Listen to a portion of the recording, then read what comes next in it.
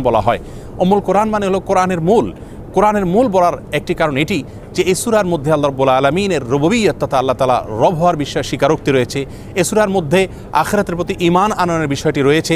এই সূরার মধ্যে ইয়াকা না'বুদু ওয়া ইয়াকা নাস্তাঈন এই আয়াত পাঠ করার মাধ্যমে আল্লাহ তাআলার একত্ববাদের স্বীকৃতি দেওয়া হচ্ছে, ইবাদতকে খালেস করা হচ্ছে শিরক এবং এ জাতীয় বিষয়াবলী থেকে।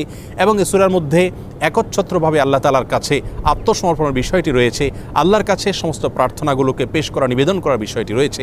তো কোরআনের মৌলিক সমস্ত বিষয়গুলো এই সূরায় থাকার কারণে এটিকে কোরআনের মূল তথা উম্মুল কোরআনও বলা হয়। সূরাতুল ফাতিহার আরেকটি বৈশিষ্ট্য হলো জিবরিল আলাইহিস সালাম আমাদের প্রিয় নবী সাল্লাল্লাহু আলাইহি সাল্লামকে বলেছিলেন, আমি আপনাকে আল্লাহর পক্ষ থেকে দুটি নূর তথা আলোর সুসংবাদ দিচ্ছি। তার একটি হলো সূরাতুল ফাতিহা আর আরেকটি হলো সূরাতুল বাকারার শেষের আয়াতসমূহ। অর্থাৎ এগুলোর মধ্যে আল্লাহ রাব্বুল আলামিন নূর তথা আলো রেখেছেন, যে আলো দিয়ে আমরা পথ চলতে পারি দুনিয়া এবং আখিরাতে। সূরাতুল